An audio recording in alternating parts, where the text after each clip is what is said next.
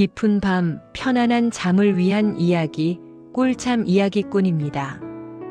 오늘 밤 여러분께 들려드릴 이야기는 신라시대 인간의 지조와 왕의 욕망 그리고 죽음을 초월한 사랑이 빚어낸 영웅 비형랑의 기묘한 탄생과 활약에 관한 설화입니다. 폐위된 왕의 혼과 아름다운 여인 도하녀의 결합으로 태어난 반인반귀의 영웅 이야기를 따라가 보겠습니다. 때는 신라 제25대 진지왕이 통치하던 시기였습니다. 진지왕은 초기에는 나라를 잘 다스렸으나 점차 정치가 어지러워지고 사치와 향락에 빠져들었습니다. 그러던 중 왕은 사량부에 사는 한 여인의 아름다움에 대한 소문을 듣게 됩니다. 그녀의 이름은 도하녀, 곧 복숭아꽃처럼 아름다운 여인이라는 뜻이었습니다. 왕은 도하녀를 궁으로 불러들여 자신의 여인으로 삼고자 했습니다. 왕의 위세 앞에 많은 여인들이 무릎을 꿇었지만 도하녀는 단호히 거절했습니다. 폐하 여인으로서 지켜야 할 도리는 두 남편을 섬기지 않는 것이옵니다. 이미 지아비가 있는 몸으로 비록 천자의 위엄이라 할지라도 저의 절개는 꺾지 못할 것입니다. 내가 너를 죽인다면 어찌하겠느냐? 차라리 저작거리에서 목이 베일지언정 다른 마음을 가질 수는 없습니다. 허나 만약 지아비가 없는 몸이라면 그때는 폐하의 뜻을 따르겠습니다. 도하녀의 흔들림 없는 지조에 진지왕은 결국 그녀를 놓아주었습니다. 하지만 아이러니하게도 그해 진지왕은 문란한 국정으로 인해 신하들에게 폐위당하고 곧 세상을 떠나고 말았습니다. 도하녀의 절개는 왕의 욕망보다 강했던 것입니다. 그리고 2년 후 도하녀의 남편 역시 병으로 세상을 떠났습니다. 도하녀는 약속대로 이제 지아비가 없는 몸이 되었습니다. 남편을 잃은 도하녀는 슬픔 속에서 홀로 지내고 있었습니다. 그녀는 자신이 진지왕에게 했던 맹세를 잊지 않았습니다. 왕의 욕망을 거절했지만 약속에 대한 책임은 지니고 있었습니다.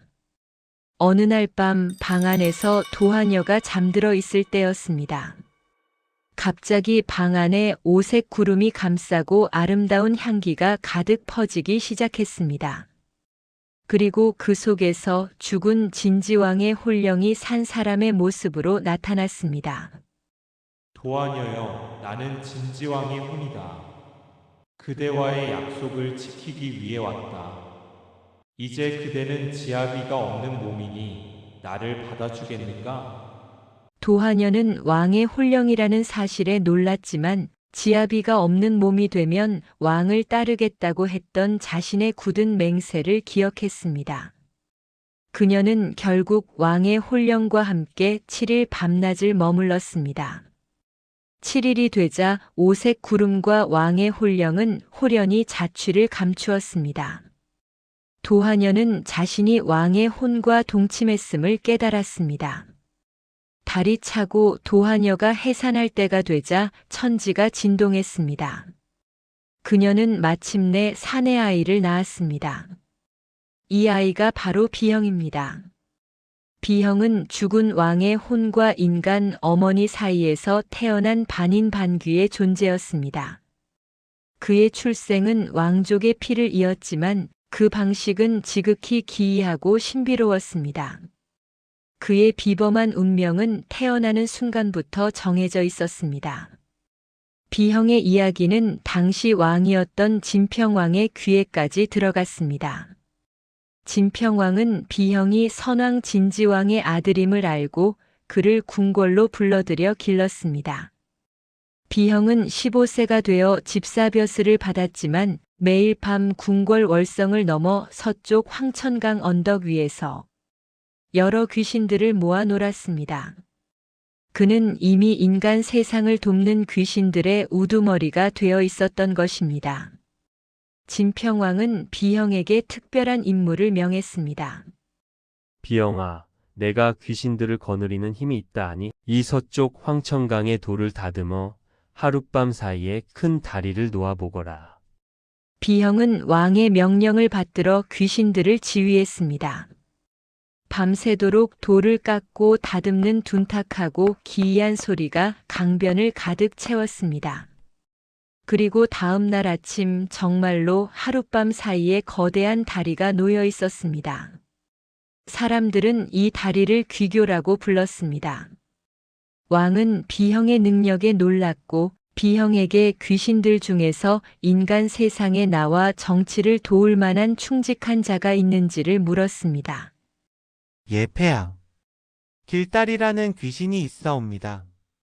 그가 세상에 나와 충직하게 일할 것입니다.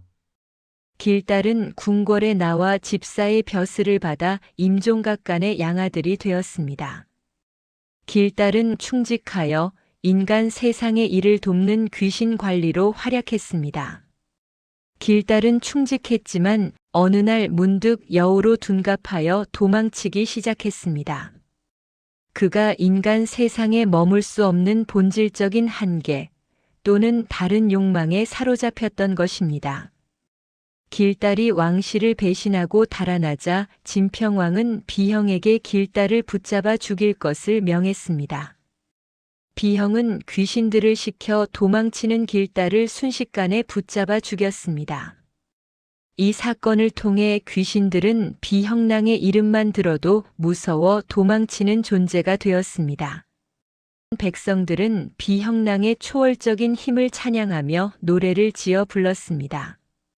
이 노래가 바로 비형랑 주사입니다. 이 가사에는 성스러운 임금의 넋이 아들을 낳았으니 비형랑의 집이 여기로세. 날뛰는 온갖 귀신들이여 이곳에는 함부로 머물지 말아라는 내용이 담겨 있었습니다. 민간에서는 이 주사를 써서 대문에 붙여놓으면 역귀와 악귀들이 모두 도망간다고 믿었습니다. 비형랑은 죽은 왕의 피와 인간의 지조가 섞여 태어난 존재로서 마침내 인간 세상을 지키는 강력한 벽사의 영웅이자 문신으로 자리 잡게 되었습니다. 도하녀의 흔들림 없는 지조는 폐위된 왕의 혼을 불러들였고 그 기이한 만남은 세상의 악귀를 물리치는 영원한 영웅을 탄생시켰습니다. 비형랑의 이야기는 인간의 법도와 신의 영역을 넘나드는 신라 시대의 가장 신비로운 영웅 설화로 남아 전해지고 있습니다. 꿀잠 이야기꾼의 이야기는 여기까지입니다. 비형랑의 벽사 기운이 오늘 밤 여러분을 모든 악귀로부터 지켜줄 것입니다. 안녕히 주무세요.